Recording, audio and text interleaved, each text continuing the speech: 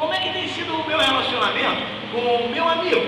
Eu já saio até no âmbito familiar. Será que eu sou alguém que realmente se incomoda com a vida das pessoas, como eu digo que me incomodo? Ou será que é mais uma coisa que passa e fica ele para lá e eu para cá?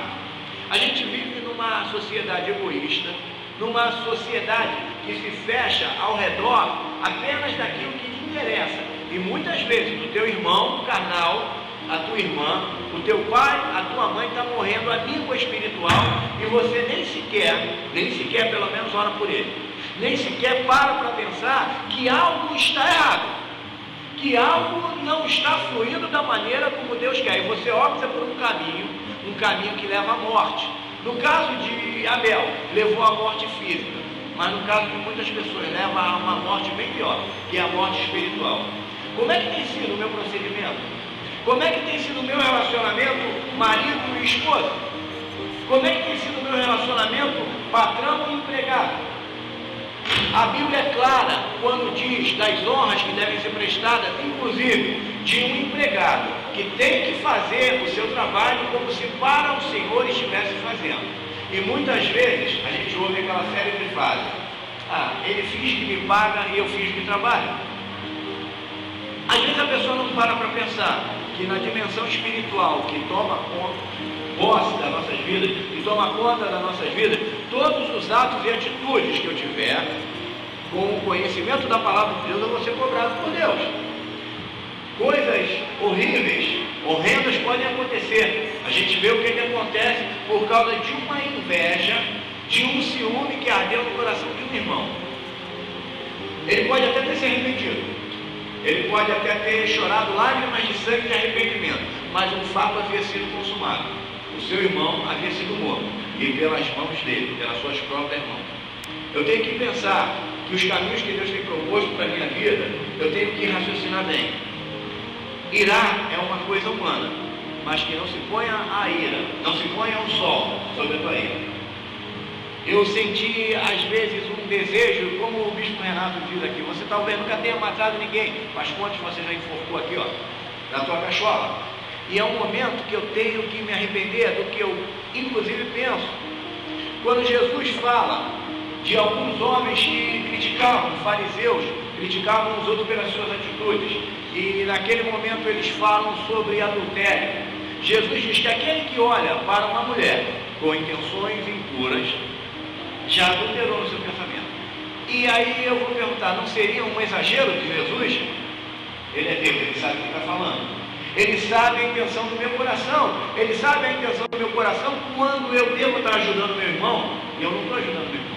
Quando eu devo estar estendendo a mão para o meu irmão e eu não estou estendendo a mão para o meu irmão. Quando eu preciso rever que se naquele momento Deus aceitou melhor a oferta de Abel do que a oferta de Caim, ele tinha que se reciclar e buscar um arrependimento em Deus, para que aquilo que Deus havia proposto para a vida de ambos estava sendo derramado sobre a vida de Abel, também fosse derramado sobre a vida de Caim. Eu tenho que ver, eu tenho que pensar bem. Dois caminhos são propostos. Vamos ver um outro homem que seguiu um caminho ruim. 2 Pedro, capítulo 2, versículo 15, diz o seguinte: os quais, deixando o caminho direito, erraram, seguindo o caminho de Balaão, filho de Beor, que amou o prêmio da injustiça. Bom, eu acho que você conhece a história de Balaão, pelo menos a grande maioria. Balaão era um profeta de Deus. E Balaque, rei dos Moabitas, ao ver a prosperidade que vinha sobre o povo israelita, fala assim: não, esse povo não pode prosperar dessa forma. Eles crescem, inclusive, em número, em poder, e eles vão acabar nos derrotando. E eles viram que não era poderio bélico, não era armamento que iria derrotar aquele povo. O que eles fazem? Contratam um profeta de Deus, para amaldiçoar aquele povo. E aquele homem que foi tanto usado por Deus, você pode ler em Êxodo 22 a 24, relata a história dele. Aquele homem se deixa corromper pelo dinheiro. E hoje eu li uma notícia que eu não vou dizer para você que me estarreceu, porque já é meio complicado às vezes a gente se estarrecer com alguma notícia, mas quem lê hoje nos jornais que um ex-obreiro ele larga a obra da igreja para fazer filme pornô. Alguém leu isso? Gay ainda por cima. Filme pornô gay, no qual a esposa dele concorda porque ele não tem relacionamento com mulheres e ele é passivo na história.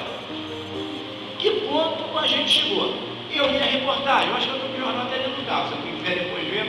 Ele diz o seguinte: eu sei que eu tenho um chamado de Deus, inclusive até pastoral, mas a minha vida estava muito complicada, muito difícil, e eu precisava de alguma coisa, de alguma porta que se abrisse para mim, alguma coisa que movesse grana no meu bolso. Não, ele não toca nisso, mas eu estava lendo achando que ele iria falar isso com uma Gretchen um dia, disse que recebeu uma proposta de uma revista masculina para posar nua, e foi uma porta que Deus abriu. Só se Deus abriu a porta para facilitar o caminhar dela para o inferno, porque de outra forma eu não posso entender. Um Deus que é louco, inconsequente, que te recrimina, ou melhor, te orienta, te admoesta que você não faça alguma coisa e vai abrir uma porta para você fazer aquela loucura. E aquele rapaz fala com até uma certa desenvoltura, ele já fez até uma cena falando com orgulho, com 30 travestis, e falando aquilo com orgulho. Vocês que não lê jornais, não vê nada, está no jornal de hoje. Aquele rapaz se deixa mover por uma sórdida coisa, a ganância ao dinheiro. Se eu gosto do dinheiro, isso não é pecado. Agora, se eu amo o dinheiro, isso é a raiz de todos os males. Eu garanto para você, como nós já falamos diversas vezes aqui, pautado na palavra de Deus, que pode você estar desempregado, pode você estar com um salário bem aquém daquilo que você desejaria ter. No momento de Deus, no momento propício, se você é alguém que adora o Senhor, Ele vai abrir a porta para você. Porque Ele não é mentiroso e nem se agrada de ver os seus filhos padecendo. Não vai ser a entrada de mais 10, 20, 100, 1 milhão de reais, de dólares ou euros na tua conta bancária que vão mudar o teu relacionamento com Deus, que vão mudar a expectativa de Deus em relação à tua vida. Aquele camarada era um obreiro da igreja, era alguém usado por Deus, e um dia recebe uma bela proposta para ganhar muito dinheiro, para fazer uma produção de filme pornô. Ele aceita e embarca. E tem ainda a petulância, a descarateia de falar no final da reportagem, que quando ele estiver bem estabelecido, ele volta para a igreja.